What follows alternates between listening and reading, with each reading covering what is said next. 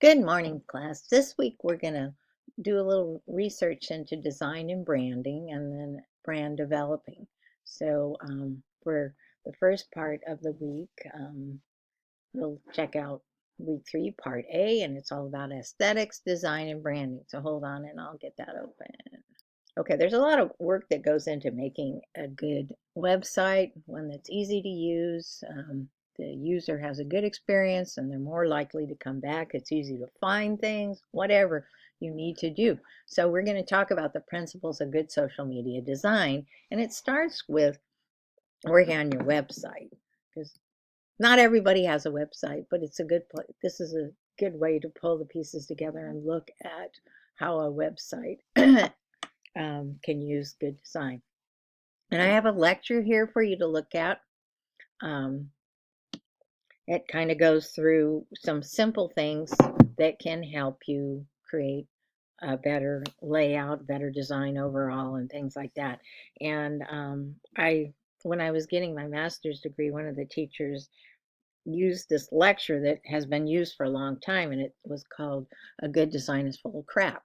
Well, obviously each letter stood for something, and I thought it was a good lecture, but I felt like it needed more to it. So I revised it because we had to do some kind of project, and I said a good design is well crafted. So I added 4 more parts to it. And so that's included here, and I give example of each part so you can kind of see this is how you do it. Well, it's okay, but it's not great. So simple things you can do to pull your design together so it looks a little better. So, and I will also put this video on here. Obviously, that's an old one. So this assignment will be due by Friday since we had this Monday off. And I want you to, I have some websites down here, and I want you to pick 4 in total. And if you don't want to use any of these, you can find 4 of your own. What I want you to do is find 2 that you see have some issues for use. They're poorly designed overall. So find at least 3 problems that visitors might have, and then explain, if they're well designed, or are they thinking of the end user in mind or not, and then have a paragraph that explains how they get improve it. So each website that you talk about should probably have 2 paragraphs, or at least the first 2, the ones that are poorly done, and then choose an additional 2 that really look good, and pull out and the reasons why you see them as coming across as being user friendly, easy to follow along in. You can find things, the colors are pleasing, whatever.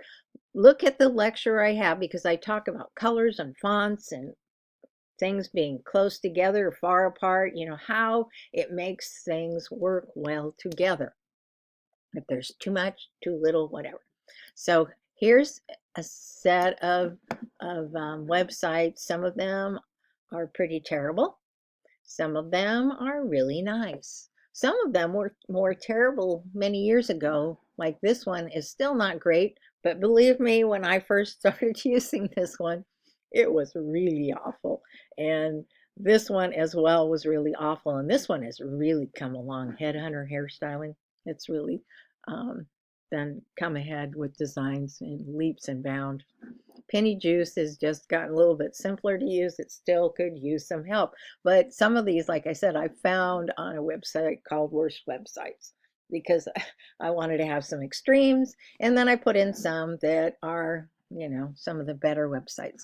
But again, if you don't want to use these, if you have ones you use, because I know I have ones that sometimes you have to use a website, and maybe they have so many drop down menus and it's hard to just get into the part that you want, or you're trying to pay a bill and it's like, where's the pay the bill thing? You have to dig in like 3 pages to finally find the way, and then you have to go through. I know this because I was paying some bills yesterday, and it was just like, oh my god, don't you want me to pay this? Whatever is the problem. So they need to make it easy for people, so it's an enjoyable experience. But again, 4 websites total. The first 2 that are, or 2 of them that are not well done, you need to point out what's wrong and then tell me how they could fix it. Don't just, and make clear paragraphs so your reader can say, oh, okay, this website is pretty terrible because blah, blah, this, and this, and then next paragraph. This is what they could do to make it better, and believe me, when you look at some of these, it'll pop right out at you what they need help with.